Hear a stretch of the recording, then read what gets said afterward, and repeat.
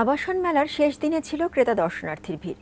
পছন্দের plot flat খুঁজতে পরিবার নিয়ে আসেন অনেকেই। আর মেলায় আশানুরূপ সাড়া পেয়ে খুশি খাত সংশ্লিষ্টরাও। মাহাদি সিকান্দারের রিপোর্ট।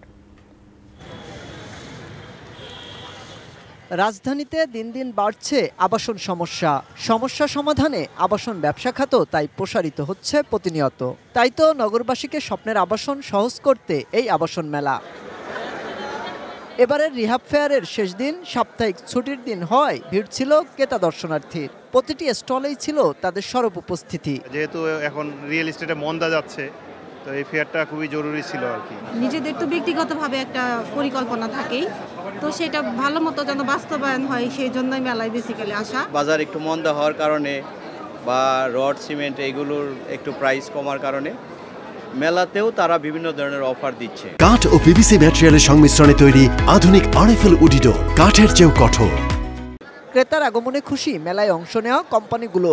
আমরা যথেষ্ট সাড়া পেয়েছি। ইতিমধ্যে আমাদের বেশ কিছু ফ্ল্যাটও সেল করেছি, প্লটও সেল করেছি, আমরা শেয়ারও সেল করেছি। আমরা যদি সাশ্রয়ী মূল্যে ফ্ল্যাট বানাইতে পারি, আমরা কাস্টমারদেরকেও সাশ্রয়ী মূল্যে দিতে পারবো। আমরা 4 দিনে প্রায় 133টার মতো প্লট এখানে আমরা স্পট বুকিং দিয়েছি, আর আজকে আমাদের প্রায় 36টার মতো অলরেডি বুকিং হয়েছে। খাত সংশ্লিষ্টরা বলছেন আবাসন ব্যবসায় মন্দা থাকলেও সাড়া পেয়েছেন আশানুরূপ। আগের চেয়ে একটু গতির দিকে যাচ্ছি, তো আশা করছি যে অন্যান্য যে গত বছরে যেরকম ফেয়ার হয় তার চেয়ে এবারকে ফেয়ারটা একটু বেশি সফল আমি মনে করি। সব কিছু মিলে এটি অসাধারণ এবং এক কথায় বলবো জাঁকজমকপূর্ণ মেলা। এটা আমরা শতভাগ সফল। এবার মেলায় অংশ নিয়েছিল বিভিন্ন বিনিয়োগকারী প্রতিষ্ঠান, আর সব মিলে স্টল ছিল মোট 220টি। মাহাদি সিকান্দার, এটিএন নিউজ, ঢাকা।